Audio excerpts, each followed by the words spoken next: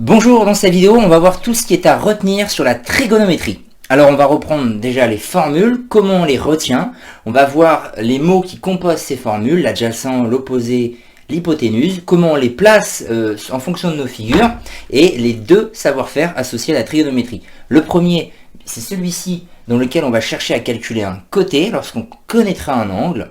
Et le second, on connaîtra les côtés et on va chercher à déterminer un angle. Donc c'est l'inverse. Sachant, en tout cas, dans tous les cas, que vous devez avoir en tête, quand a-t-on le droit d'utiliser de la trigonométrie, les formules qu'on va revoir, eh bien, lorsqu'on est en présence d'un triangle rectangle. C'est la seule situation, par contre. Si on n'a pas de triangle rectangle, on ne peut pas faire de la trigonométrie. Mais je le redis, si le triangle est rectangle, vous devez savoir que si un angle vous est donné, vous pourrez calculer un côté, même les deux. Il suffit qu'on vous en donne un de côté et un angle et vous pourrez calculer tout le reste. Ou alors, l'autre savoir-faire, celui où on vous donne deux côtés, n'importe lesquels, dans un triangle rectangle, vous pourrez connaître tous les angles. Celui-ci, mais ça pourrait être également celui-là. Voilà, on va revoir tout ça. Alors d'abord les formules. J'ai écrit casse-toi. Alors non pas que j'ai envie que vous partiez, mais c'est un moyen certes un peu vulgaire, mais très efficace pour retenir les trois formules. Casse-toi, vous entendez ka-so-toa, si je déforme un petit peu l'expression. Et en fait, ka, c'est C-A-H, so, c'est S-O-H, et toa, c'est T-O-A. Ces trois lettres nous redonnent les formules en vérité. Oui, vous devez quand même vous rappeler qu'il faut trois lettres à chaque fois. Donc quand vous allez dire K, c'est un H qui vient terminer le mot. K-so, c'est un H aussi qui vient terminer le mot. Et Toa, bon voilà, on entend bien les trois lettres. Bon, bah avec ça, on a les formules. En fait, le K nous donne la formule du cosinus. Et je vous rappelle, j'ai dit ça en début de vidéo, les trois côtés, c'est l'adjacent qui commence par un A, l'opposé qui commence par un O et l'hypoténuse qui commence par un H. C'est eux à chaque fois qu'on va placer sur les trois côtés de notre triangle. C'est eux qu'on retrouve dans les formules, qui sont tout le temps du même type. C'est un rapport. Le cosinus d'un angle, on verra lequel, eh bien c'est toujours le rapport de l'adjacent, c'est pour ça qu'il y a un A ici, le côté qui sera adjacent à mon angle sur l'hypoténuse, c'est pour ça qu'il y a un H. Voilà la première formule. La deuxième, le sinus, eh bien, d'un angle, c'est le rapport du côté opposé, il y a un O, sur l'hypoténuse. Voilà ma deuxième formule. Donc, K, So, Toa, la tangente d'un angle, eh bien, c'est le rapport de l'opposé sur l'adjacent. Voilà déjà comment on retrouve les trois formules fondamentales et à chaque fois, ça va être l'une d'elles qu'on va exploiter. Alors, on va voir avec mon premier exemple.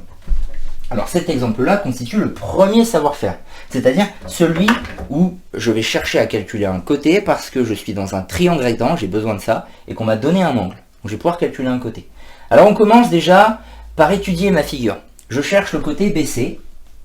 Il va falloir que je trouve la formule parmi les trois que je vais utiliser. Eh bien c'est toujours la même chose. Vous allez nommer les côtés, placer l'adjacent, l'opposé, l'hypoténuse, ces trois-là, il va falloir les placer. C'est assez facile en vérité. L'ordre, faites toujours comme je vais le dire ici, placez d'abord l'hypoténuse. C'est le côté le plus grand. Il est en face de l'angle droit. Donc très facile à placer. Ici, c'est celui-là.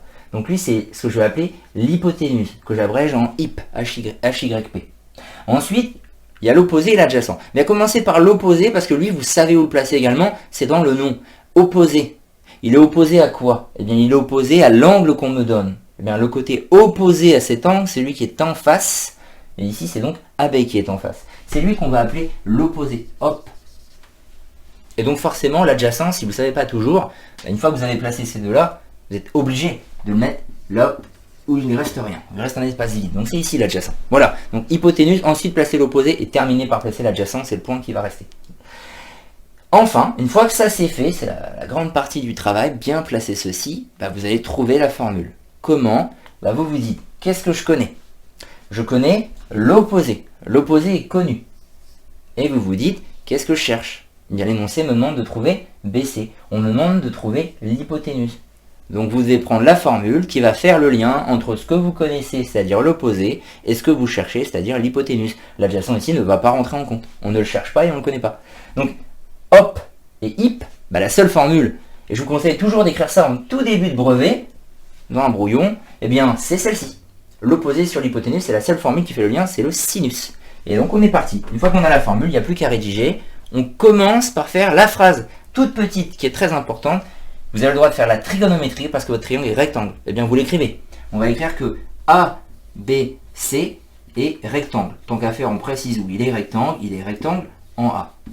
Et bien du coup, on peut faire la trigo. Donc c'est parti, sinus, puisque c'est la formule qu'on utilise. Sinus de quel angle? Eh bien on a tout défini par rapport à cet angle-là, c'est comme ça qu'on a placé les noms par rapport à lui. On va faire le sinus de cet angle-là du coup. C'est lui qui nous est donné en plus. Alors, A, C, B. Si on met 3 lettres, en tout cas je vous rappelle, c'est la lettre du milieu, la lettre qui est importante, c'est elle où il y a l'angle, la lettre C. Sinus de ACB est égal, la formule, on a dit, c'est opposé sur hypoténuse. Quand vous avez fait ce travail-là, c'est terminé, vous avez fait le plus dur. L'opposé, vous savez que c'est AB. C'est écrit, il n'y a plus qu'à lire. Donc l'opposé, c'est AB, opposé sur hypoténuse. L'hypoténuse dans ma figure, c'est écrit, c'est BC.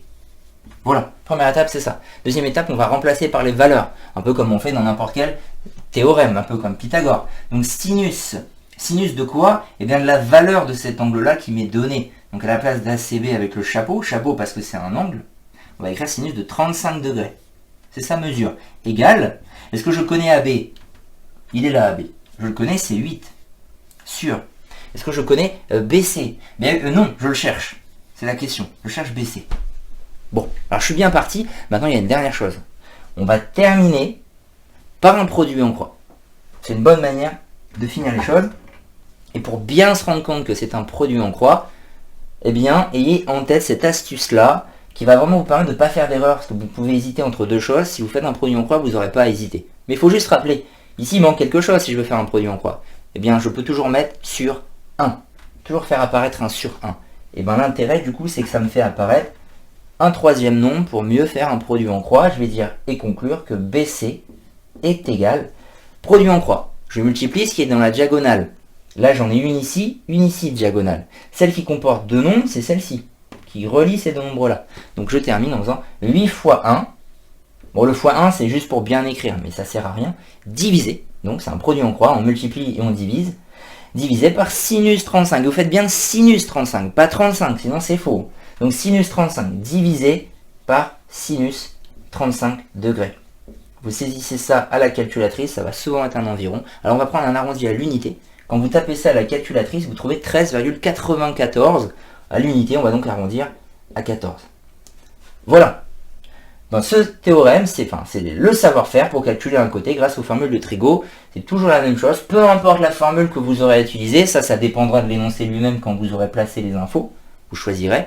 Mais c'est toujours ainsi que vous pourrez trouver un côté grâce à la trigonométrie. On encadre souvent en rouge la fin. Bon, je vais vous montrer maintenant le deuxième savoir-faire qui sera utilisé dans un tout autre type de question. Je vous redis, triangle rectangle, je connais un angle, je cherche un côté, trigonométrie. Triangle rectangle, je connais deux côtés et je cherche un angle, c'est pas Pythagore qui fera le travail, c'est forcément la trigo. Alors on va démarrer pareil. On va placer les trois informations, les trois côtés, adjacent, opposé, hypoténuse. Hypoténuse, je commence par ça, je vous ai dit, c'est le côté le plus grand en face de l'angle droit. Donc hip, il est là. L'opposé, c'est celui qui est en face de l'angle qu'on étudie. Alors on me demande de trouver cet angle-là. Donc le côté qui est en face de lui, il est là. C'est lui mon opposé. Et donc le dernier, lui, 10 cm, DE, c'est l'adjacent. Forcément. Donc je fais le lien. Qu'est-ce que je cherche? Je cherche à connaître cet angle-là. Et qu'est-ce que je connais, moi? Eh bien, je connais l'adjacent, et je connais l'opposé. Je ne sais rien sur l'hypoténuse. Donc pour trouver ça, c'est forcément la formule qui fait le lien entre ces deux choses. Qu'est-ce qui fait le lien entre l'opposé et l'adjacent? Eh bien, c'est la tangente. Voilà, c'est ça que je vais utiliser, je le sais. Je démarre de la même façon que celui-là. Les deux sont très très proches. De toute façon, c'est sur la fin où ça fait une différence. Donc ça ne fait pas tant de choses à retenir.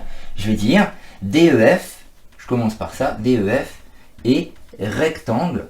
Encore une fois, je précise où il est rectangle en D. Je commence par ça, je passe à ma formule. On a dit qu'on faisait le lien entre opposé et adjacent, que c'était la tangente. Tangente, de quel angle? Celui que je cherche. Donc c'est en E que ça se passe. Je peux mettre les deux autres lettres sur les côtés. Tant que j'ai mis le E au milieu, c'est le plus important. Par exemple FED. Et c'est parti. Opposé sur adjacent. J'ai plus qu'à lire. L'opposé, c'est FD. Donc c'est FD sur l'adjacent DE. Alors ici, par contre, je précise, j'ai remplacé, j'ai fait une étape de plus qui n'aura pas lieu là, parce que on remplace les lettres par les valeurs, un peu des deux côtés de l'égalité ici. C'est pour ça qu'on refait une étape de plus. Ça ne va pas être le cas là. Ça, je le connais toujours pas, c'est ce que je cherche, je connais tout ici. Donc je vais pouvoir enchaîner. Ça va me faire une étape de moins. Tout va se passer un peu là. Je réunis deux étapes. FD, il fait 15 sur DE qui fait 10. Voilà, tangente FED est égale à 15 sur 10. Mais moi, je veux la mesure de l'angle FED. Donc c'est juste ça qui m'intéresse. FED.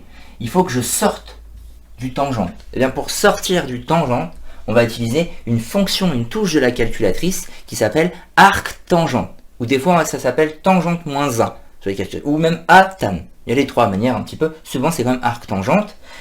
Pour y avoir accès, vous allez appuyer sur la touche seconde de la calculatrice et sur la touche tangente. Vous pouvez lire au-dessus qu'il y a écrit arc-tangente, qui est en orange. C'est pour ça que j'appuie d'abord sur la touche seconde, pour avoir arc-tan qui apparaît. Et donc, je vais saisir arc-tangente de quoi? De cette valeur-là. Arc-tangente de 15 sur 10. Et quand on saisit ça, donc arc-tangente de 15 sur 10, vous trouvez 56,3. On va garder ça. D'ailleurs, on va faire l'arrondi au dixième, j'avais rien imposé.